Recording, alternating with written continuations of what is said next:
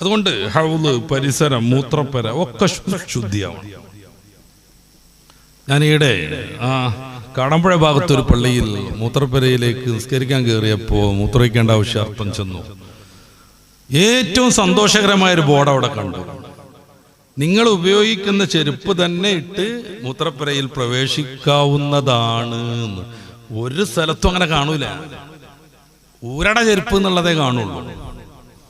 ഊരട ചെരുപ്പ് എന്നുള്ള ബോർഡ് വെക്കണമെങ്കിൽ ആരത് വെച്ചാലും, കമ്മിറ്റിക്കാരായാലും ഖത്തീബ് ഉസ്താദാണെങ്കിലും അത് വെച്ചിട്ടുണ്ടെങ്കിൽ അതിന് പറ്റും വിധം ശുദ്ധീകരിച്ച ബാത്റൂം വേണം, ചെരുപ്പുകൾ വേണം. വിവിധങ്ങളായ ഫംഗസും വൈറസും ഒന്നിച്ചു കൂടി കിടക്കുക. പാൻഡമിക് രോഗങ്ങൾ ഭീഷണിയായി നിൽക്കുക. ആ സമയത്ത് എപ്പോഴും ഈർപ്പത്തിൽ അഴുക്കും പിടിച്ച് പലരും ചവിട്ടിക്കേറിയ ചളിയൊക്കെ ആയിട്ട് കുറേ ഉഴന്ന ചെരുപ്പുകൾ, അതും പലരും യൂസ് ചെയ്ത് ഇനി പാകല്ലാന്ന് കരുതി ഒഴിവാക്കിയതൊക്കെ തലയും വെട്ടിയിട്ട് കൊടുന്നിടുക. ഇതല്ല പള്ളി കമ്മിറ്റിയുടെയും ഖത്തീബിന്റെയും ബാധ്യത.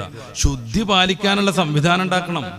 എത്ര മനോഹരമായ ബോർഡ്! നിങ്ങൾ ഉപയോഗിച്ച ചെരുപ്പ് തന്നെ ഉപയോഗിച്ച് മൂത്രപ്പരയിലേക്ക് കയറാവുന്നതാണ് എന്ന് അവിടെ എഴുതി വെച്ചിരിക്കും.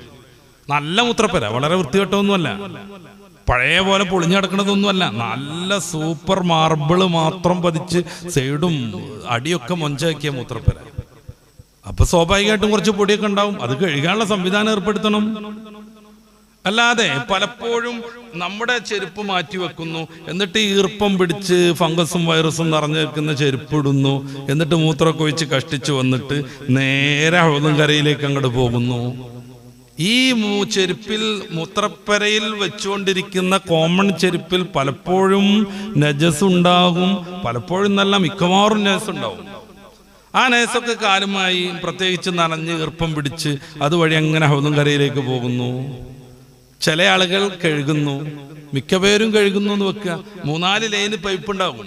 അപ്പൊ ഈ 1ാം പൈപ്പിൽ തന്നെ കഴുകുകയാണെങ്കിൽ ഏകദേശമൊക്കെ രക്ഷപ്പെടും. എന്നിട്ട് മൂപ്പരാളെ ഇതിലൂടെ ചവിട്ടി പോണത് എന്നറിയോ? 2ാം പൈപ്പിലും 3ാം പൈപ്പിലും കാല് കഴുകിയ ആള് ചവിട്ടിയ ആ നജസുള്ള പ്രതലത്തിലൂടെയാണ് ചവിട്ടി ഹൗദും കരയിലേക്ക് പോണത്. പിന്നെ അവളിങ്ങനെ പരന്നു കിടക്കുകയാണ്. ഓന് ഇഷ്ടപ്പെട്ട ടാപ്പിലേക്ക് അവൻ ചെല്ലും. അവിടെയൊക്കെ നജസ് അങ്ങനെ എത്തിക്കൊണ്ടിരിക്കും. എന്നിട്ട് ഇപ്പുറത്തുനിന്ന് ഒന്നെടുത്തൊരു സാധു അതുവഴി അങ്ങനെ പള്ളി കയറും.